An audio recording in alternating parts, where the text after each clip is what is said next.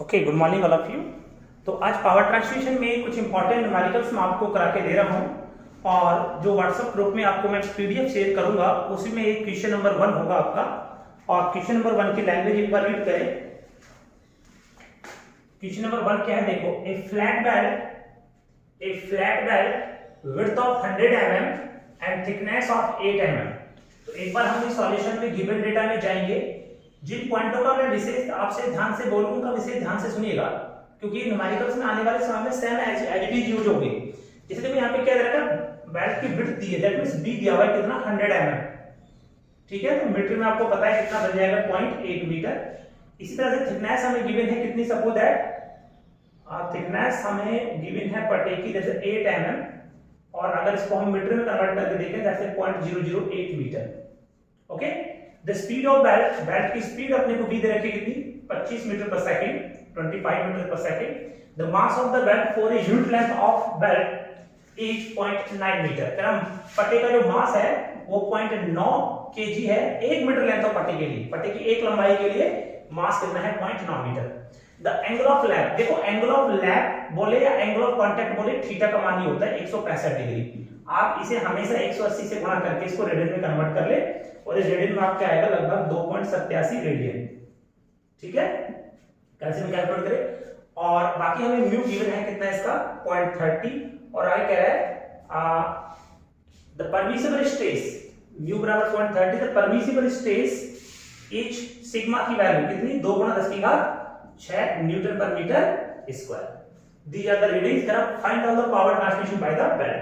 करा बेल्ट कितनी power transmit करेगा उसे आप निकाल के बताएं। अच्छा बात बताओ, पहले वो पावर पूछ रहे तो पावर वाले फॉर्मूले पे आओ एक बार आप। मैं अभी बता रहा हूं, देखो थोड़ा सा समझने का प्रयास करना। पावर पूछे तो पावर पी का फॉर्मूला क्या होता है बताओ तो, T1 - T2 इनटू में बी, ये होता है पावर का फॉर्मूला। इसी से हम पावर निकालेंगे। इसका मतलब अगर मुझे पावर निकालनी है तो मुझे केवल T1 T2 के मान चाहिए, तो वी तो मुझे पता ही है ऑलरेडी, किसी क्वेश्चन में कितने देखो यार 25 मीटर पर सेकंड, तो T1 T2 का मान निकालना है। तो देखो फॉर्मूले किस सीक्वेंस में आप लगाओ स्टूडेंट, वो देखिए। अब यानी अपने को इतना तो पता लग गया फाइनली कि हमें जो मान चाहिए वो T1 T2 का चाहिए। तो देखो कभी भी आपको T1 T2 का मान निकालना पड़े, सबसे पहला काम जो आपको करना है वो क्या करना है, अगर किसी न्यूमेरिकल में थीटा और म्यू दे रखा हो तो आप सबसे पहले फॉर्मूला लगा दें, वी नो दैट। ये मैं क्यों कह रहा हूं, क्योंकि ये वो कॉन्सेप्ट है जो लगभग हर न्यूमेरिकल में लगेगा जब आपके पास थीटा म्यू पता हो। T1/T2 बराबर e की पावर म्यू थीटा, क्योंकि आपको पता है म्यू का केवल काम यहीं पे होता है इसी फॉर्मूले में, बाकी तो म्यू कहीं काम भी नहीं आएगा। तो अगर थीटा म्यू कहीं दे रखा हो सबसे पहले फॉर्मूला ये लगा दो। तो T1/T2 बराबर में e की पावर, और म्यू कितना है मेरे पास 0.30 और थीटा 2.87। तो T1/T2 इसे कैसे में सॉल्व करो। ये सॉल्व करने के बाद जो आपको वैल्यू ऑप्शन होगी दैट्स 2.36, तो T1 बराबर क्या आएगा, 2.36 T2। ये मेरे पास एक इक्वेशन बन के आ गई। मैं एक बार फिर कह रहा हूं, अगर किसी न्यूमेरिकल में म्यू और थीटा गिवन हो तो ये लगाना ना भूलें आप, ये जरूर निकालें। हो सकता है किसी न्यूमेरिकल में थीटा नहीं दे रखा, म्यू दे रखा हो। अगर थीटा नहीं दिया हो तो मैंने बताया था ना, थीटा कहां से निकलेगा, ओपन बेल्ट में इस वाले फॉर्मूले से, और क्रॉस बेल्ट में प्लस लगा देंगे, ये तो कॉन्सेप्ट था। और इसमें अल्फा को निकालने के लिए मैंने क्या बताया था, sin इनवर्स r1 - r2/x। तो किस में लगा देना, ओपन में, और प्लस किस में हो जाएगा, क्रॉस में, अल्फा यहाँ रख देना फिर। और ये पूरे को फिर रेडियन में कन्वर्ट कर लेना, π/180 से गुणा करके, जैसे थीटा निकल जाएगा। हो सकता है किसी न्यूमेरिकल में थीटा अपने को डायरेक्ट ना दिया है, अगर थीटा नहीं देगा तो हमें फिर ये r1 r2 देगा, मतलब दोनों पुलियों की रेडियस देगा, यहां से अल्फा निकलेगा, अल्फा को यहां पुट करना और यहां से थीटा निकल जाएगा। इसका π/180 से कर लेना गुणा रेडियन में कन्वर्ट करने के लिए, जो आपने यहां पे किया था सर। ठीक है ना। तो आने वाले जो मैं आपको पीडीएफ दे रहा हूं क्वेश्चंस की, उसमें कई सारे क्वेश्चन ऐसे हैं जिसमें थीटा का मान डायरेक्ट नहीं दिया हुआ है। जब थीटा का मान डायरेक्ट नहीं दिया होगा तो आप यहां से निकाल लोगे। ठीक है, सॉल्यूशन सही था, देख लेना। आगे देखिए, ये निकल गया। अब हमें और क्या लगा सकते हैं, देखो मैंने बताया था अगर सिग्मा कहीं आ जाए तो आपको बिना सोचे समझे क्या कौन सा फॉर्मूला लगा देना, मैक्सिमम टेंशन वाला। तो चलो मैक्सिमम टेंशन का फॉर्मूला भी लगा के देखते हैं।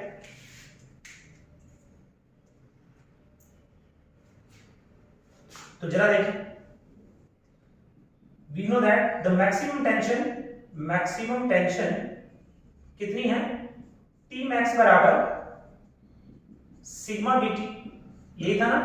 तो T max निकाल ले यहां से, सिग्मा की वैल्यू कितनी है, 2 × 10⁻⁶, बीओटी अपने को ऑलरेडी क्वेश्चन में गिवन है, बी भी गिवन है और टी भी गिवन है। बी कितना गिवन है 0.1 ये, और टी कितना गिवन है 0.008, ये तो गिवन था। ये मेरे पास टी मैक्स आ गया। अब टी मैक्स बराबर होता क्या है बताओ तो। अपने को तो फाइनली क्या चाहिए, अपने को चाहिए टी1 टी2, क्योंकि पावर तभी निकलेगी।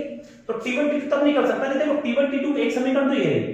अगर मेरे पास एक इक्वेशन और आ जाए टी1 टी2 की तो हमारे मान निकल जाएंगे। तो मुझे मालूम है कि टी मैक्स का एक सूत्र और था, कौन सा था बताओ। टी मैक्स बराबर होता है टी1 प्लस टीसी के, याद था ना।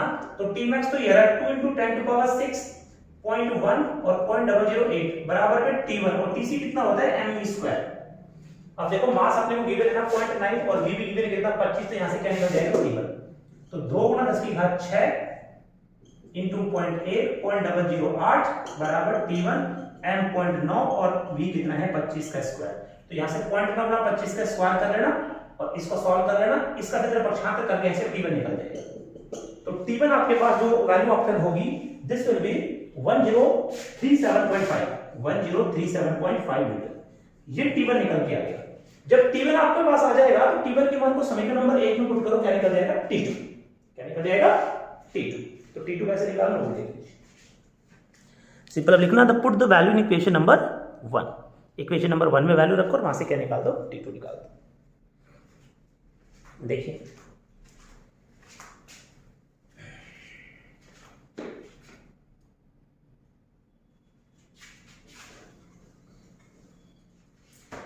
put value in equation number 1, put value in equation 1। Equation 1 में मान रखते हैं इसको, कितना है ये 1037.5 बराबर में 2.36 t2। तो यहाँ से t2 निकल के कितना आ जाएगा मेरे पास, ये आएगा 439.61। ठीक है। अब पावर कितनी होती है बताओ। पावर ट्रांसमिशन क्या होता है, ट्रांसमिशन पावर ट्रांसमिशन का फॉर्मूला है P बराबर T1 माइनस T2 इंटू में V। तो अब अपने पास पता है T1 कितना था 1037.5 और ये कितना था 439.6 और V कितना था 25। ऐसे पावर निकल के कितनी रहेगी मेरे पास, ये पावर निकल के आएगी लगभग 1494.725 वाट। किलोवाट में तोड़ना है तो जहां से डिवाइड कर लेना। ठीक है। तो इस तरह से आपके आंसर मिलेंगे आपको। ओके